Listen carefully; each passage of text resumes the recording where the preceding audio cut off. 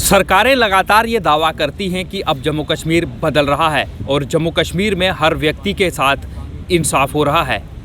लेकिन क्या जम्मू कश्मीर में अब भेदभाव नहीं हो रहा है? क्योंकि इससे पहले की बात करें तो लगातार जम्मू में ये आवाज़ें उठती रही हैं कि जम्मू में कश्मीर के बदले जम्मू के साथ भेदभाव हो रहा है और फिर यह कहा गया कि अब ये सारा भेदभाव ख़त्म हो जाएगा। लेकिन अभी भी ये भेदभाव जारी है। ये हम नहीं कह रहे हैं, हम इसलिए कह रहे हैं कि इस वक्त जिन लोगों से मैं बातचीत करने के लिए इस वक्त बैठा हूँ, ये लोग बिजली विभाग के टेलीविज़र्स हैं। इनके कुछ आरोप हैं, इनसे बातचीत करेंगे कि आखिर क्यों इन्हें लगता है कि अभी भी जम्मू के साथ भेदभाव हो रहा है। सर, सबसे पहले तो नाम जानना चाहूँगा। सर, मैं अब्दुल गनी टेलीविज़न डिस्ट्रिक्ट पुंछ से प्रेसिडेंट। तो सबसे पहले हम आपके चैनल के शुक्रिया अदा करते हैं कि जो हमारी आवाज़ सरकार तक, मीडिया तक पहुंचाती है। यहाँ जम्मू के अंदर आपने देखा होगा, इससे पहले भी कई बार जो हमारे साथ भेदभाव हुए हैं। कोई भी सरकार आई है उसने हमारे साथ नाइंसाफ़ी की है। आज हमारा एक घर है, एक डिपार्टमेंट है जम्मू कश्मीर। तो जम्मू के अंदर 3 फिगरें बनाई हुई हैं डिपार्टमेंट के अंदर जो लिस्टों की, और श्रीनगर के अंदर एक लिस्ट और एक फिगर है। क्यों? इस पे आप कंफ्यूज होंगे कि ये मसला क्या है। मसला ये है कि 2012 का एक कोर्ट का डिसीजन है और दूसरे कैबिनेट डिसीजन है कि जो पीडीएल टीडीएल है इनको रेगुलाइज किया जाएगा 7 साल के बाद। उस पर सरकार ने जो सेक्रेटरी से एक लेटर निकाला कि इनका रिकॉर्ड भेजो। श्रीनगर के अंदर उन लोगों का रिकॉर्ड भेजा गया।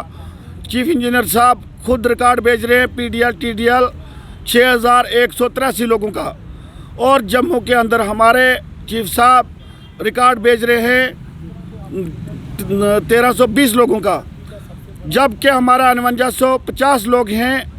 एक ही डिपार्टमेंट है और ये रीढ़ की हड्डी हैं पूरा डिपार्टमेंट। क्यों जो आपके विभाग के लोग हैं वो रिकॉर्ड आगे नहीं भेज रहे हैं? अगर सरकार आपको पक्का करती है, अगर आपको पैसा देता है तो वो तो सरकार का पैसा है। जो आपके अधिकारी हैं उन्हें इसमें क्या दिक्कत है रिकॉर्ड आगे भेजने में? देखो सर, ये यहाँ के जो जम्मू के, चाहे वो हमारे अफसर हैं चाहे हमारे नेता हैं, ये सब हमारे जम्मू वालों के साथ जो है भेदभाव करते हैं।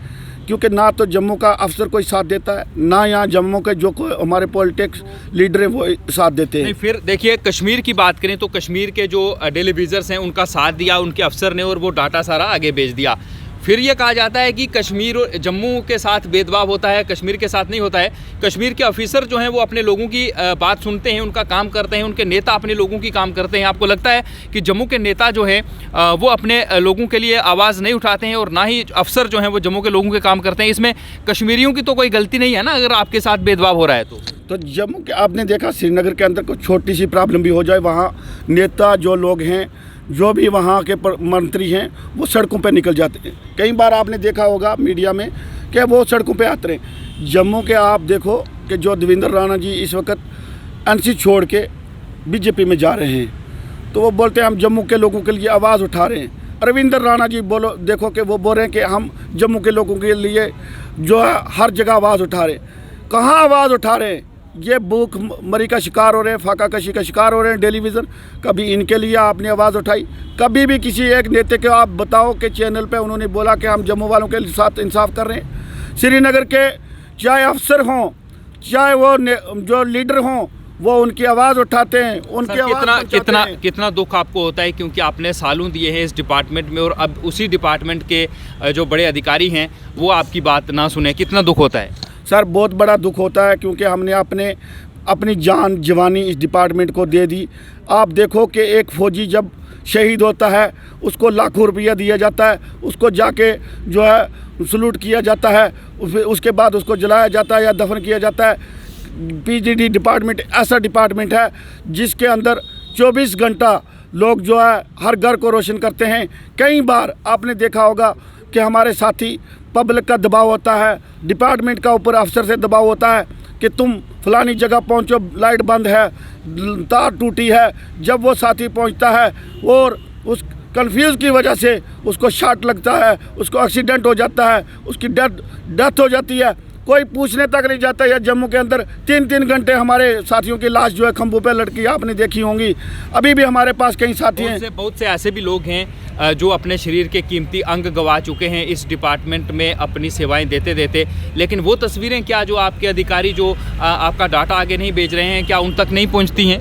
हर हमारी जो फाइल है, एक फाइल पे आप देखो, जिसका भाई मर जाता है, जिसका बेटा मर जाता है, वो कहीं से कर्जा लेके इन दफ्तरों के चक्कर लगाता है। 50 फाइल इस वक्त जो है हमारी चीफ ऑफिस में पड़ी हुई है, ऐसे धूल चाट रही है। वो जो बहनें हैं, वो माएँ हैं जिनके बच्चे चले गए हैं, वो आके इस डिपार्टमेंट के चक्कर लगाते हैं और डिपार्टमेंट उसको पूछता नहीं है कि इन लोगों की फ़ाइल के इसके ऊपर क्या पॉलिसी बनाई जाए, इनको मुआवजा दिया जाए, जबकि हमारी जेब। आता हूँ मैं आपके पास। सर, आपसे जानना चाहूँगा, अपने घर परिवार चलाने में कितनी परेशानी का सामना अब आपको करना पड़ रहा है? सर, सबसे पहले तो आपके चैनल का स्वागत है कि सर आप गरीब जनता, अवाम जनता और ये मसलूम लोगों की आवाज़ जनता और सरकार तक पहुंचाने के लिए सर शुक्रिया आपके चैनल का। सर देखो सर, हम ये चाहते हैं कि हमारा जो इशू है, कोई बहुत बड़ी डिमांड नहीं है हमारी, बहुत बड़ी समस्या नहीं है हमारी समस्या ये है कि हमारी जो जैसे कश्मीर में PDL TDL 2 कैटेगरी की, एक ही कैटेगरी की फिंगर भेजी है, वैसे ही हमारी जो जम्मू प्रांत में वो भी भेजी जाए। मगर चीफ ऑफिस वाले कहते हैं कि जी हम एक कैटेगरी को भेजेंगे, दूसरी नहीं भेज सकते हैं। अभी हमें इस चीज़ के बारे समझ नहीं आया कि उनको क्या चाहिए, वो क्यों ऐसे कर रहे हैं। अगर काम एक डिपार्टमेंट में कर रहे हैं, कैटेगरी एक है नहीं, मेरा सवाल ये था कि अब आपको इतनी कम सैलरी में घर परिवार चलाने में, इस महंगाई के ज़माने में कितना परेशानी का सामना करना पड़ रहा है? सर इस टाइम आप देखें सर कि एक 6,750 रुपये सैलरी मिलती है, तो सर आप खुद ही अंदाज़ा लगा लें कि 6,000 रुपये से क्या होता है।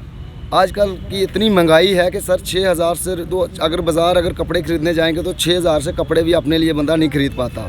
मगर हम लोग फिर भी दिल पे पत्थर रख के कि अपने परिवार को भी पालन पोषण कर रहे हैं और अपना जो टाइम पास है वो भी बड़ी मुश्किल से कर रहे हैं। सर हम गुहार लगा के बैठे हैं कि आज अगर हम ये बुरे दिन देख लें तो कल अच्छे दिन भी आएंगे, मगर हमें वो अच्छे दिन नज़र नहीं आते हैं। क्यों कि हमने 15 या 20 साल हो चुके इस डिपार्टमेंट में गुहार लगा के कि हम कल परमानेंट होंगे, हम परसों परमानेंट होंगे, मगर ऐसा कुछ नहीं है। सर आपने देखा होगा सर कि हमारे आधे साथी मर चुके इसी आस और इसी उम्मीद में कि हम कल परमानेंट होंगे, कल हमारे अच्छे दिन आएंगे। सर मैं आखिरी सवाल करूंगा, क्या अपील आप जम्मू कश्मीर उपराज्यपाल प्रशासन से करना चाहेंगे अगर आपकी आवाज़ वहां तक जा रही है?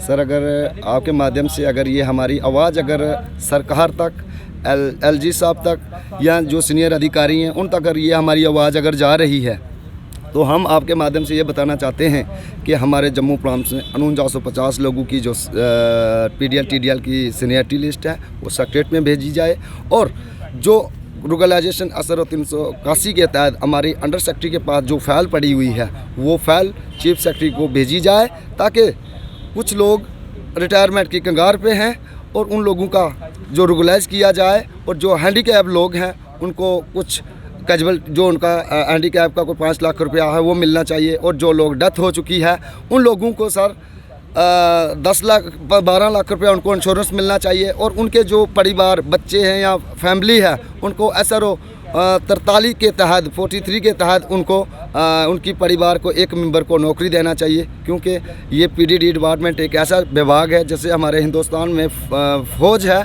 उसी तरह हमारा PDD डिपार्टमेंट भी एक वैसा ही डिपार्टमेंट है। हम आपके माध्यम से गुजारिश और रिक्वेस्ट करते हैं कि अगर ये हमारी डिमांडें यहाँ नहीं मानी गई, आने वाले टाइमों में जम्मू के हालात ख़राब होंगे, उसका जिम्मेदारी हमारे चीफ इंजीनियर, मैनेजिंग डायरेक्टर और हमारे LG साहब होंगे, हम नहीं होंगे। सर ये PDD विभाग के टेलीविज़र्स हैं जो अपनी मांगों को मनवाने के लिए लगातार प्रदर्शन कर रहे हैं, और इनका ये भी कहना है कि हमारे कई साथी जो है वो अपनी मांगों को मनवाते प्रदर्शन करते करते इस दुनिया से चल बसे, लेकिन अभी तक उनकी मांगें जो हैं वो पूरी नहीं हुई हैं। और महंगाई के ज़माने में अब इन्हें इनके घरबार जो है वो चलाने में मुश्किलों का सामना करना पड़ रहा है। और कश्मीर की बात करें तो इन लोगों का साफ तौर से ये कहना है कि कश्मीर के ऑफिसर्स, कश्मीर के नेता अपने लोगों के काम करते हैं, उनकी बात सुनते हैं, तो इसलिए उनका डाटा आगे भेज दिया गया है। लेकिन अगर जम्मू के नेताओं की बात करें तो जम्मू के नेता भी नहीं सुनते और ऑफिसर भी नहीं सुनते, और फिर कहा जाता है कि कश्मीर जम्मू के साथ भेदभाव कर रहा है। अपने ही लोग यहाँ पर बैठे हुए ऑफिसर्स जो हैं वो आपकी बात नहीं सुनेंगे तो फिर कश्मीर के लोग जो हैं वो आपके साथ भेदभाव कैसे कर सकते हैं। Ravi Sharma, live wire, Jammu.